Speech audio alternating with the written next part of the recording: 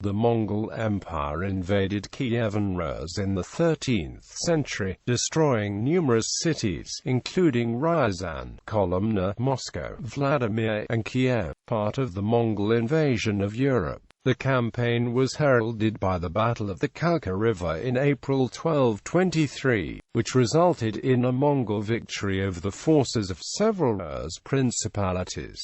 The Mongols nevertheless retreated. A full-scale invasion of Rus by Batu Khan followed, from 1237 to 1240.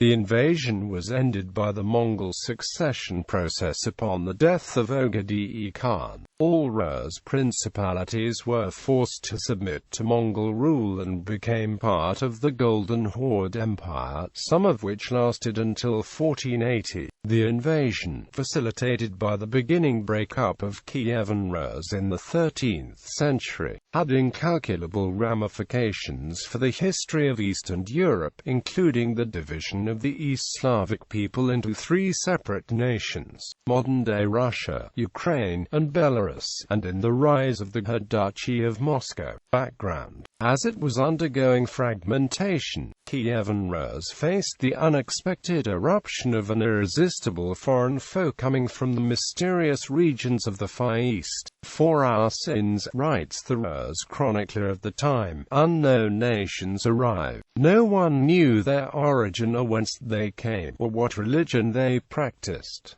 That is known only to God, and perhaps to wise men learned in books." The princes of Rus first heard of the coming Mongol warriors from the nomadic Cumans, previously known for pillaging settlers on the frontier. The nomads now preferred peaceful relations, warning the neighbors, "These terrible strangers have taken our country, and tomorrow they will take yours if you do not come and help us."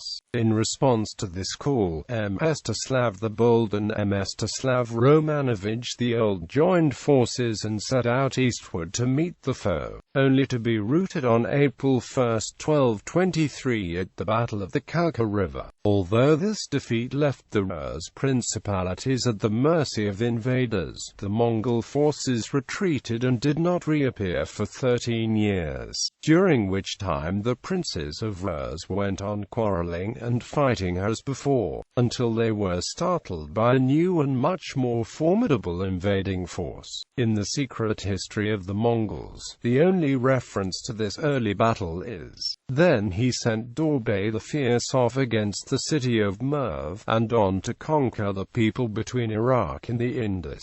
He sent Subete the Brave off to war in the north, where he defeated 11 kingdoms and tribes, crossing the Volga and Ural rivers, finally going to war with Kiev." Invasion of Batu Khan. The vast Mongol hordes of around 35,000 mounted archers, commanded by Batu Khan and Subutai, crossed the Volga River and invaded Volga Bulgaria in late 1236. It took them a year to extinguish the resistance of the Volga Bulgarians, the Cumans, Kipchaks, and the Alani. In November 1237, Batu Khan sent his envoys to the court of Uri II of Vladimir and demanded his submission. A month later, the hordes besieged Ryazan. After 6 days of bloody battle, the city was totally annihilated. Alarmed by the news, Uri II sent his sons to detain the invaders, but they were soundly defeated. Having burnt down Kolomna and Moscow, the horde laid siege to Vladimir on February 4, 1238. 3 days later, the capital of Vladimir, Suzdal, was taken and burned to the ground.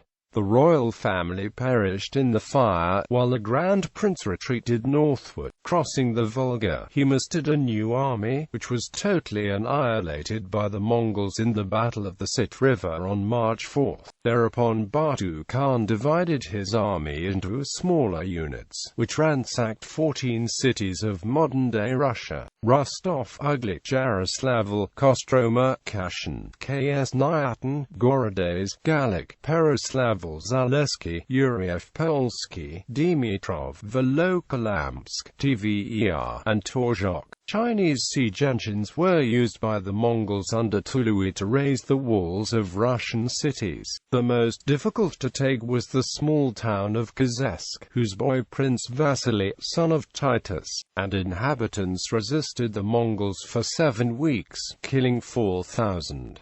As the story goes, at the news of the Mongol approach, the whole town of Kitij with all its inhabitants was submerged into a lake, where, as legend has it, it may be seen to this day. The only major cities to escape destruction were Novgorod and Pskov.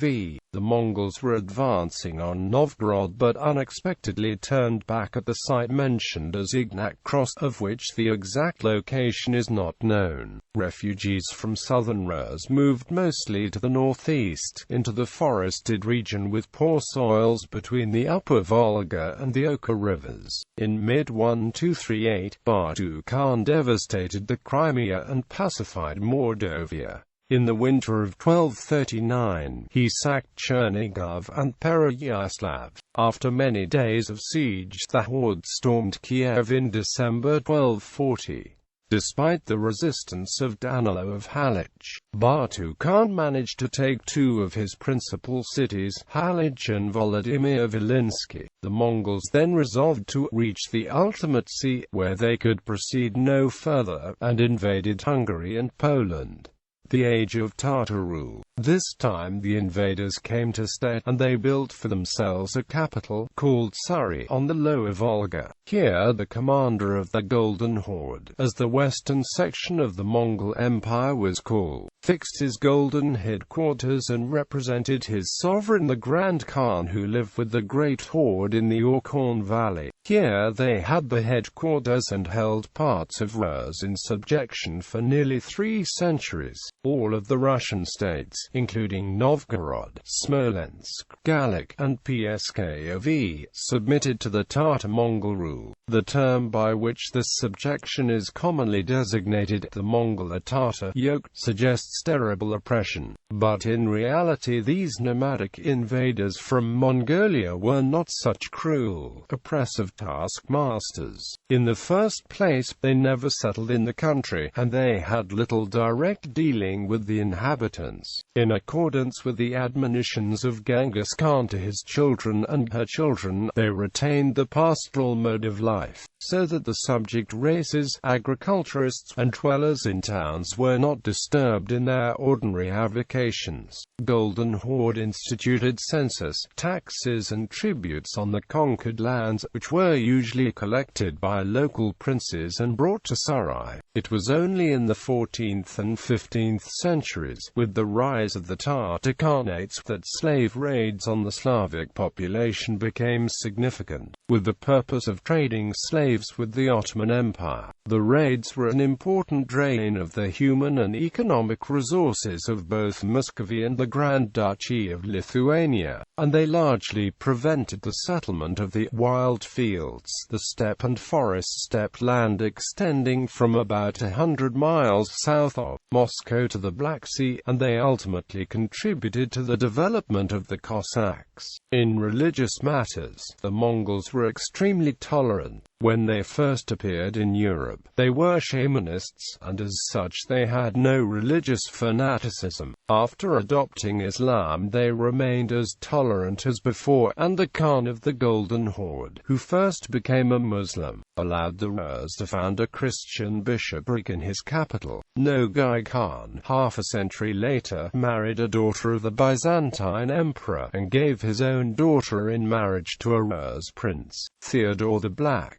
Some modern Russian historians even postulate that there was no invasion at all. According to them, the Rus princes concluded a defensive alliance with the Horde in order to repel attacks of the fanatical Teutonic Knights, which posed a much greater threat to the Rus as religion and culture. These points represent the bright side of Tatar rule, but it also had its dark side. So long as a great horde of nomads was encamped on the frontier, the country was liable to be invaded by an overwhelming force. Fortunately, these invasions were not frequent, but when they occurred, they caused an incalculable amount of devastation and suffering. In the intervals, the people had to pay a fixed tribute. At first it was collected in a rough and ready fashion by Tatar tax gatherers. By about 1259 it was regulated by a census of the population, and finally its collection was entrusted to the native princes, so the people were no longer brought into direct contact with the Tatar officials.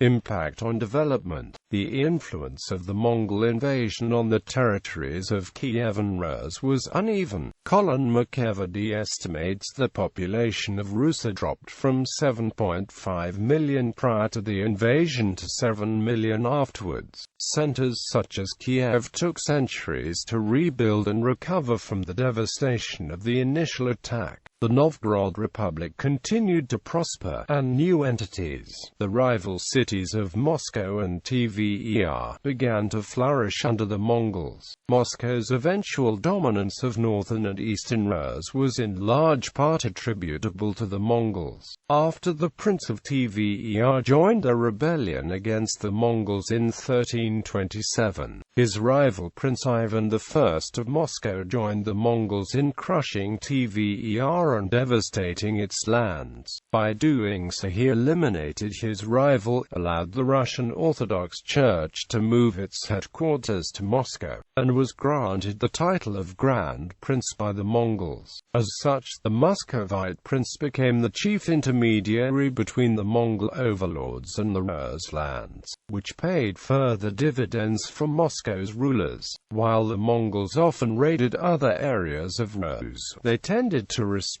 the lands controlled by the principal collaborator. This, in turn, attracted nobles and the servants who sought to settle in the relatively secure and peaceful Moscow lands. Although Rus forces defeated the Golden Horde at the Battle of Kulikovo in 1380, Mongol domination of parts of Rus territories, with the requisite demands of tribute, continued until the Great Stand on the Ugra River in 1480. It has been argued that without the Mongol destruction of Kievan Rus, the Rus would not have unified into the Tsardom of Russia, and, subsequently, the Russian Empire would not have risen. Trade routes with the East went through Rus territory, making them a center of trade between East and West. Mongol influence, while destructive to their enemies, had a significant long-term effect on the rise of modern Russia, Ukraine, and Belarus. Influence on Rus society. Historians have debated the long-term influence of Mongol rule on Rus society. The Mongols have been blamed for the destruction of Kievan Rus, the breakup of the ancient Rus nationality into three components, and the introduction of the concept of Oriental despotism into Russia. Historians also credit the Mongol regime with an important role in the development of Muscovy as a state. Under Mongol occupation, for example, Muscovy developed its местничество hierarchy, postal road network, census, fiscal system, and military organization. The period of Mongol rule over Russia included significant cultural and interpersonal contacts between the Russian and Mongolian ruling classes. By 1450, the Tatar language had become fashionable in the court of the Grand Prince of Moscow, Vasily II, who was accused of excessive love of the Tatars and the speech. Many Russian noblemen adopted Tatar surnames. Many Russian boyar families traced their descent from the Mongols or Tatars, including Velyaminov, Zernov, Godunov, Arseniev, Bakhmutev, Bulgakov, and Chardin. In a survey of Russian noble families of the 17th century, over 15% of the Russian noble families had Tatar or Oriental origins. The Mongols brought about changes in the economic power of states and overall trade. In the religious sphere, St. Paphnutius of Borovsk was the grandson of a Mongol Bashkak, or tax collector, while a nephew of Khan Burgai of the Golden Horde converted to Christianity and became known as the monk. St. Peter Tsarevich of the Horde in the judicial sphere, under Mongol influence, capital punishment, which during the times of Kievan Rus had only been applied to slaves, became widespread, and the use of torture became a regular part of criminal procedure. Specific punishments introduced in Moscow included beheading for alleged traitors and branding of thieves.